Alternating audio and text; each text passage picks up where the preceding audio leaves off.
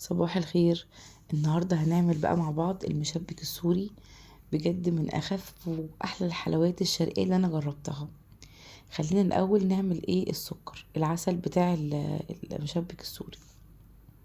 هحط كوبايتين من السكر وعليهم كوباية مية. هسيبهم لحد ما يغلوا. أول حاجة أنا بحب أدوب السكر جدا، ممكن تحطيه من غير ما تدوبيه عادي. أول ما هيغلي هننزل عليه بنص معلقة ليمون معصور، وهنحط فانيليا. هيغلي لمدة دقيقتين على النار وبعد كده شيليه من على النار.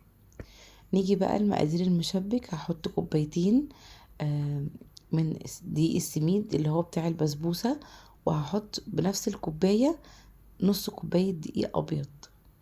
هقلبهم كويس مع بعض جدا. احنا هنا مفروض نحط كوبايتين من السوائل، كوباية من الحليب وكوباية من المية. عايزة تحطي كوبايتين حليب مفيش مشكلة، عايزة تحطي كوبايتين كوباية حليب وكوباية مية اوكي مفيش مشاكل. الاتنين هيطلعوا نفس الطعم في الاخر ونفس النتيجة.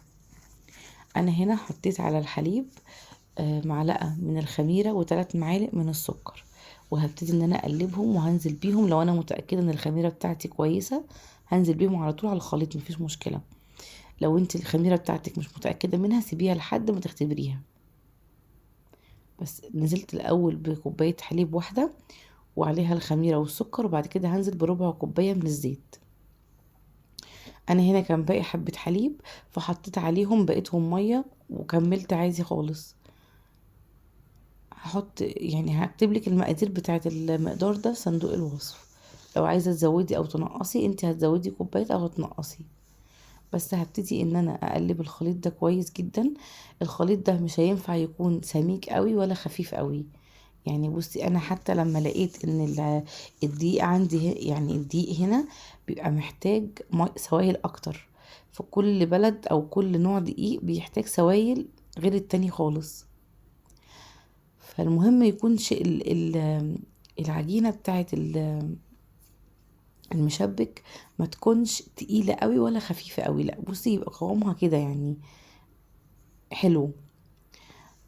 بعد كده هسيبها لمدة ربع ساعة ترتاح. انا كده جهزت خلاص العسل بتاعه، وهسيبها لمدة ربع ساعة احضر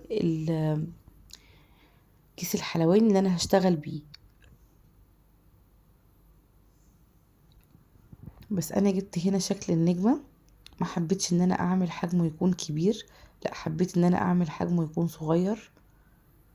فحطيت الحجم ده من الشكل اللي انا هعمل بيه. وعندي كيس حلواني بلاستيك، الحاجات دي كلها موجودة عند مستلزمات الحلويات.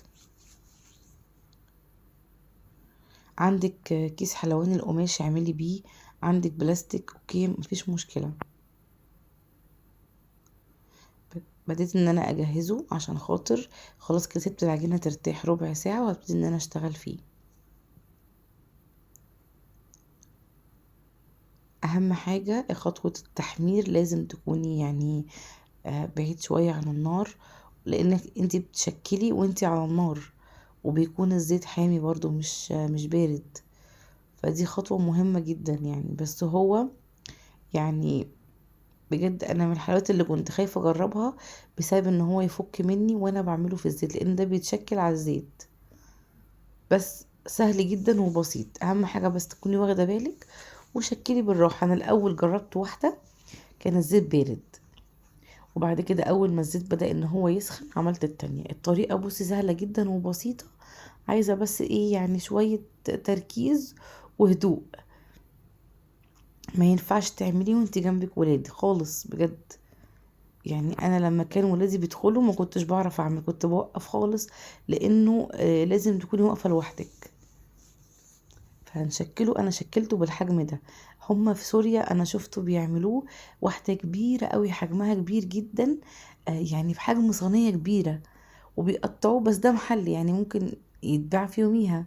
فدي حلوة ان احنا ممكن نعملها كده، وبتفضل بنفس قرمشتها ما بتطراش.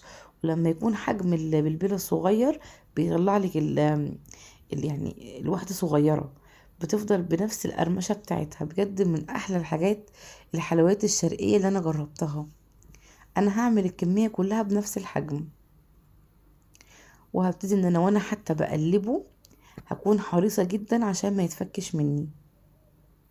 وبلاش نقلب يعني نقلب الجنب اللي تحت مثلا اللي لما ياخد لون، علشان كده احنا هنبوظه. اول ما تحس ان هي بصي خدت لون بالراحه كده هقوم مقلباها بمعلقتين، معلقه تكون كبيره ومعلقه وشوكه بس اقلب بيها.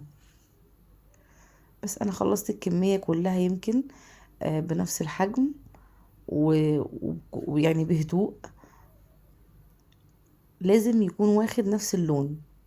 هنصبر عليه، على فكرة هو مش بيحتاج زيت غزير خالص، اول ما بياخد نفس اللون بطلعه. بصي انا هنا كنت طلعت اول كمية بطلعها بنزلها في العسل، بعد كده بصفيها كده كويس بالشوكة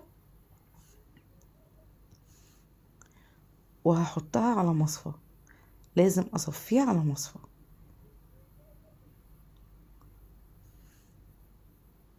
انا هنا كنت خلصت الكمية كلها يمكن، اول طاسة خلصتها وبدأت ان انا احمر تاني. مش هشتغل الا لما اخلص خالص واسكره وابتدي ان انا اعمل. بجد يا جماعة يعني جربوه، هيعجبكم جدا وسهل وبسيط ومش مكلف خالص. هستنى رأيكم في الكومنت وان شاء الله هعمل لكم وصفات كتير قوي، واشوفكم تاني على خير وباي باي.